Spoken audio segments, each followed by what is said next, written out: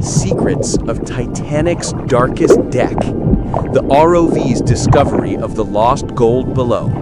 The world discover history. The forgotten depths. In the cold silence of the North Atlantic, nearly 13,000 feet below the surface, lies a graveyard of twisted steel and broken dreams. RMS Titanic. For decades, its haunting remains were seen as only a monument to tragedy, until a recent ROV mission revealed something no one was prepared for. In 2025, an international deep-sea research team launched the Abyss Voyager, a next-generation remotely operated vehicle capable of reaching deeper than any before. Its goal? To map the last unexplored deck of Titanic, a dark corridor never captured on camera. Known among historians as E-Deck, the shadow level. As the ROV's lights cut through the black waters, viewers in the control room fell silent. The broken grand staircase faded into darkness. Then a door appeared, sealed for more than a century. The ROV's arm extended. The door creaked open, and inside, everything changed. There were rust-covered chests, frozen luggage, and one glimmer of gold beneath coral and sediment. The sonar pinged unusually strong, metal density far higher than expected. The team froze. They had discovered a sealed cargo room that was not on any of Titanic's official blueprints. According to ship logs, no such room was ever recorded. But what the cameras revealed next stunned even veteran explorers. Inside lay a stack of gold bars, still shining faintly through the murky gloom, each stamped with Bank of England, 1912. No one had ever reported gold being loaded aboard Titanic. One of the researchers whispered, This changes history." Back on the surface, the team debated in disbelief. Why was there hidden gold on a passenger liner? And why was the compartment erased from records? Soon, leaked documents hinted that Titanic had carried secret war funds for European powers, money meant to fuel alliances before World War I. But the truth, buried under the sea for more than 100 years, was finally surfacing. The deeper the ROV went, the darker the story became. The cursed cargo. A week later, the Abyss Voyager returned for a second descent, but this time, its cameras captured something far stranger. As it moved closer to the golden crates, the ROV's lights flickered, the feed distorted, and then a shape appeared in the distance. It looked like a figure standing among the debris, motionless, faintly human. "Probably a trick of the light," said the chief operator. But when the ROV adjusted its position, the shape moved. Then the entire feed went black. For 30 seconds, the control room was silent.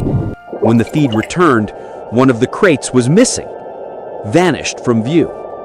Sonar logs showed no physical movement. The crate had simply disappeared. Engineers quickly retrieved the ROV, fearing a malfunction. But when they reviewed the black box footage, there was something else. A metallic echo recorded moments before the blackout, like a deep thud from inside the hull. Some experts now believe the ROV had triggered an ancient pressure lock that disturbed part of the ship's foundation.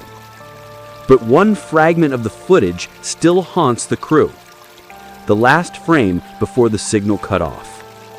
A faint handprint pressed against the inside of the glass window of the ROV camera housing from inside. The discovery was never made public. The crew member signed confidentiality agreements, and the footage was sealed under maritime law. Weeks later, satellite tracking noticed something eerie. The Abyss Voyager, once stationed near the wreck, had drifted 13 miles off course overnight without propulsion. Some say the sea claimed it, reclaiming what belonged to the deep. Others believe the gold wasn't ordinary, that it was never meant to be found. One former engineer confessed anonymously. That deck was never on Titanic's blueprint because it wasn't built for passengers. It was built for something else. Now, beneath miles of crushing darkness, the ROV rests beside the Titanic, silent, forgotten, guarding secrets that should have remained lost forever. The North Atlantic still whispers through the deep. Some treasures are not meant to surface. The ghost of the gold deck. Days passed after the disappearance of the Abyss Voyager's signal. The research ship Neptune Horizon drifted silently on the open Atlantic, its crew haunted by what they had witnessed. The footage had been seized, the story buried, and official reports reduced to one line: mission terminated due to system failure. But not everyone stayed silent. Dr. Helena Cross, the lead oceanographer, couldn't sleep. Every night she heard faint, metallic echoes in her headset, recordings she knew hadn't been there before. And always, before the sound faded, she heard a whisper through the static. Don't. Against orders, Helena returned to the wreck site with a smaller team and a second ROV named Nautilus II, lighter, faster, and equipped with AI sonar vision. She had one goal: to recover the missing Abyss Voyager and uncover the truth. As Nautilus II descended through the blackness, the sonar mapped the Titanic's lower hull again. But when the feed appeared on screen, the team gasped.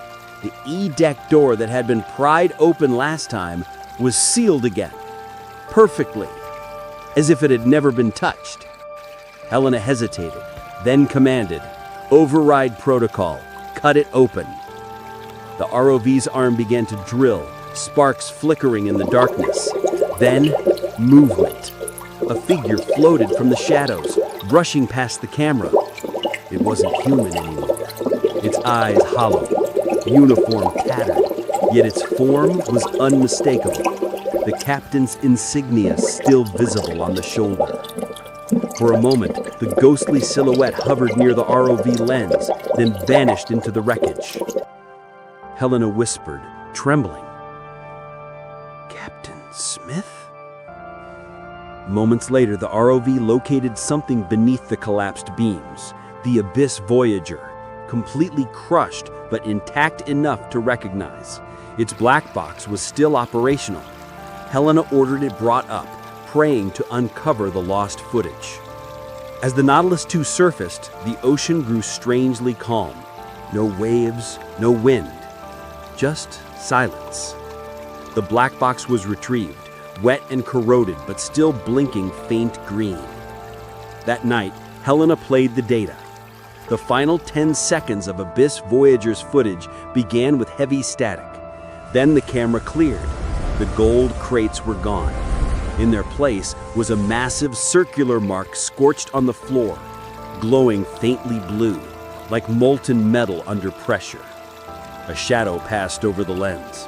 Then a voice, low, echoing, almost ancient, spoke through the noise.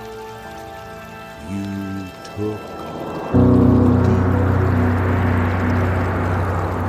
the deep will cake you." The screen went black. Suddenly, alarms blared on deck. Nautilus II's signal, which had been secured topside, was gone. Radar showed it sinking back down, unaided, straight toward the Titanic. Every system failed. The crew watched helplessly as the feed blinked once and died.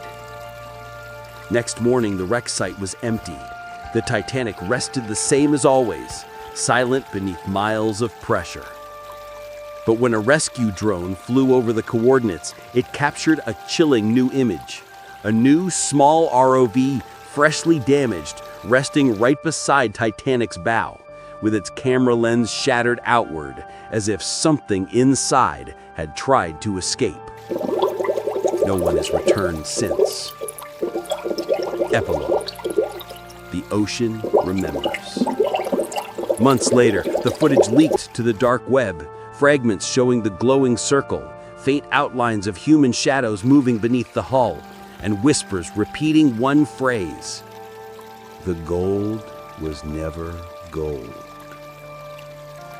Some theorists now believe the treasure wasn't made of gold at all, but an unknown metal, part of an early experimental energy source transported secretly in 1912 for military research.